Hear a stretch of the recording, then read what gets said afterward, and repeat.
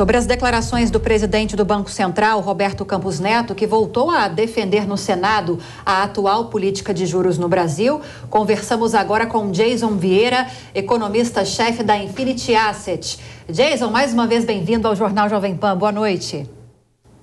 Boa noite, obrigado pelo convite novamente. Jason, tem vários pontos para a gente tratar dessas falas de Roberto Campos Neto, mas eu quero começar com um panorama geral, suas impressões a respeito da participação do presidente do Banco Central hoje nessa Comissão de Assuntos Econômicos do Senado. Quando a gente fala do Senado, a gente está falando em um ambiente mais favorável em relação à Câmara dos Deputados para o governo federal. O governo esse que vem reforçando as críticas a ele em relação à condução da política monetária brasileira. Qual o saldo que você traz para a gente desse encontro? Ele foi bem? Conseguiu responder as perguntas com clareza? O que você destaca para a gente? O presidente do Banco Central foi técnico, como sempre. Que hajam críticas em relação à taxa atual de juros, que hajam críticas em relação ao movimento do Banco Central e a percepção. A explicação foi de caráter bastante técnico e digamos assim, foi direto ao ponto. Ainda que, de certa maneira, é um pouco vício de nós economistas utilizarmos um pouco o economês para explicar algumas coisas, se esperava também, obviamente, que houvesse preparo dos senadores ali que participaram daquela comissão para entender aquilo que estava sendo, afinal, estavam fazendo parte daquela comissão de acompanhamento econômico, demandava-se que pelo menos tivesse um mínimo de conhecimento em relação ao tema. Daí, por isso, apesar de parecer um discurso com uma tecnicidade, ele também, seguindo este parâmetro de tecnicidade, ele conseguiu, para quem entende, explicar os motivos dos juros atuais. Pois é, agora, Jason, ele deu algum tipo de sinalização em algum momento, na sua avaliação, de que será iniciado um processo de queda de juros, porque ele chegou a dar a entender que o novo arcabouço não irá fomentar ou estimular essa redução. Inclusive, disse que esse texto está muito mais focado na receita do que no corte de despesas. Isso chama a sua atenção? Isso não está diferente do que das críticas usuais do Banco Central em relação ao próprio tema. Nós, economistas, já citamos diversas vezes, junto com o Banco Central, esse posicionamento em relação a ser um programa fiscal que foca demais numa receita. Ele tem um erro de conteúdo grave, porque ele tem premissas muito otimistas de receita. Ou seja, espera-se que haja um nível de receita muito maior do que efetivamente a economia agora pode fornecer, com essas expectativas de crescimento econômico relativamente baixas este ano, que não é por uma questão brasileira, por uma questão internacional.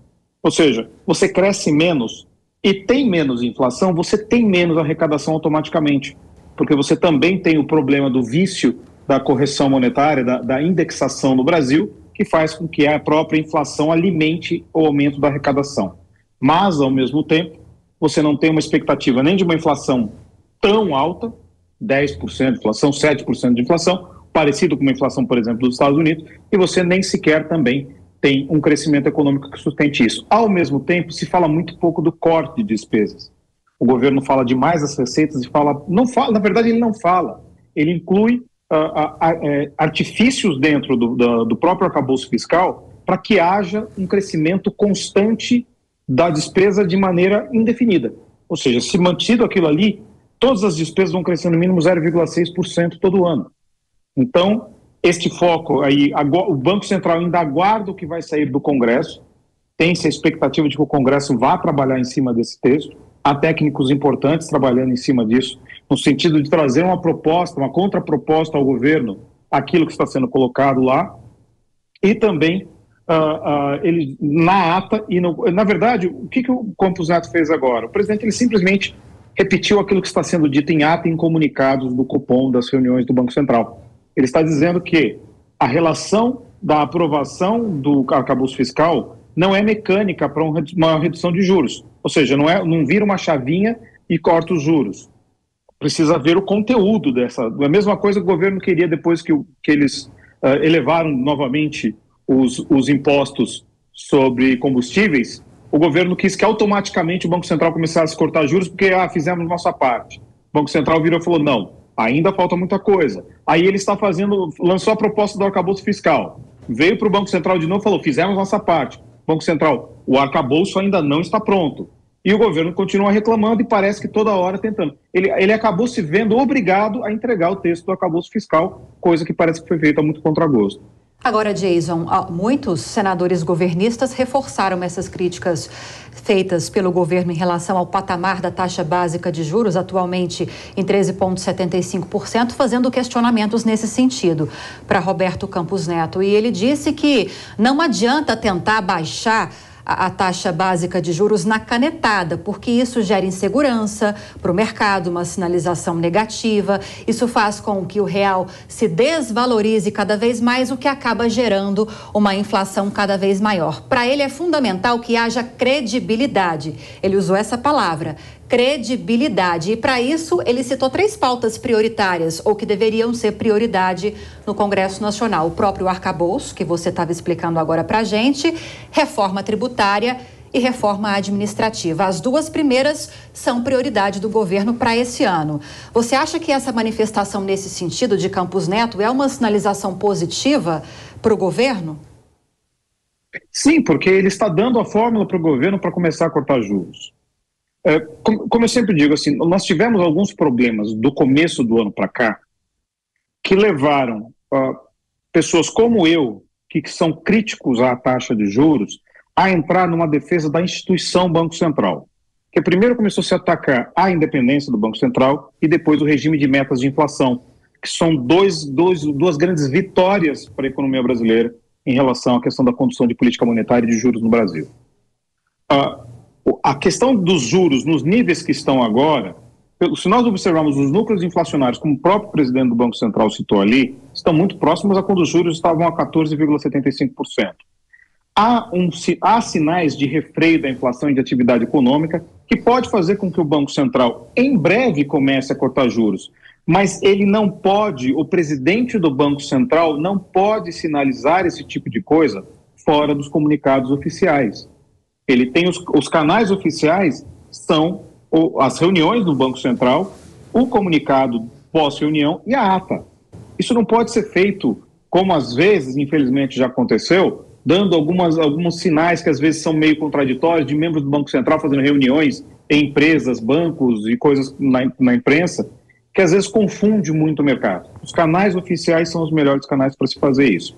E as críticas dos senadores, na verdade, elas são descabidas porque muito parece que há um elemento político na manutenção dos juros elevados, sem eles lembrarem que esses juros foram elevados até metade do ano passado durante o ano de eleição. Ou seja, se há um caráter político, o presidente do Banco Central foi contra o presidente anterior e não é contra o presidente atual. Ou seja, nós tínhamos todo o desenho para que os juros começassem a ser cortados agora no primeiro semestre. Mas isso dependia da sinalização em relação às reformas, em relação ao arcabouço fiscal. O governo se atrapalhou no começo do ano, deu sinais muito ruins para a economia, esses sinais se chocaram, a resposta foi direto nas curvas de juros, a resposta foi direta nas expectativas de inflação, e isso faz com que o Banco Central responda a esses eventos. Ou seja, o Banco Central ia cortar juros? Ia, mas o governo acabou fazendo com que o Banco Central tivesse que adiar o processo, porque o mercado reagiu a situações ruins que o governo emitiu.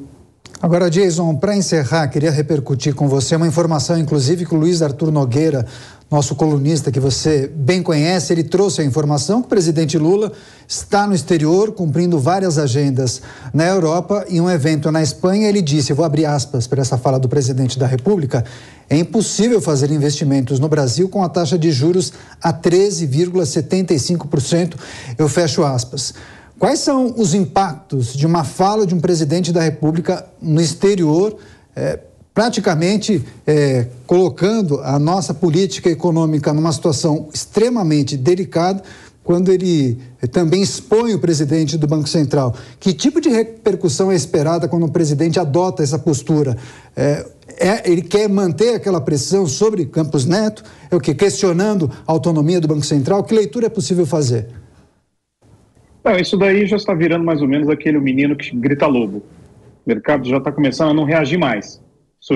Antigamente o mercado reagia muito mais, somente quando o ministro da Economia falava, o ministro da Fazenda falava de juros. O mercado reagiu muito fortemente quando, por exemplo, o Paulo Guedes lá atrás, um pouco mais ou menos na época da pandemia, se fizermos muita besteira, o dólar vai a 5. O dólar foi a 5. Juros dispararam, várias coisas aconteceram. Ou seja, o mercado ele é reativo aos sinais que são emitidos pelas autoridades. O presidente agora começar a falar mal do Banco Central, começar a falar mal do Campos Neto, que às vezes, desrespeitosamente, nem sequer cita o nome dele, o mercado já está começando a acostumar, já tá, óbvio, há alguma reação nas curvas de juros, mas ficou meio que acostumado. Então já não está fazendo mais o efeito que fazia no passado recente. Mas, óbvio, essa pressão ela é uma constante, o Banco Central precisa trabalhar com isso. Mas só finalizando, a gente só precisa lembrar do seguinte: quem precisa dar as condições para que os juros sejam cortados é o governo, e não o Banco Central. O Banco Central ele reativa as situações que acontecem. Pode-se criticar a taxa atual ao nível que ela chegou? Sim, podemos criticar ao nível que ela chegou, inclusive como criticamos quando ela chegou a 2%, que achávamos que aquilo era... Havia uma claque de economistas batendo palma para o Banco Central e nós criticávamos naquela época, e agora 13,75%. O problema é, agora que está a 13,75%, cortar na caneta não adianta. Precisa ver as condições fiscais e aí com as reformas vindo para que isso possa acontecer. Jason Vieira, economista-chefe da Infinity Asset. Muito obrigada, Jason, mais uma vez pelas explicações, pela entrevista, pelas análises dessa participação de Roberto Campos Neto hoje na Comissão de Assuntos Econômicos do Senado. Bem-vindo sempre. Boa noite. Boa noite, até a próxima. Boa noite, Jason.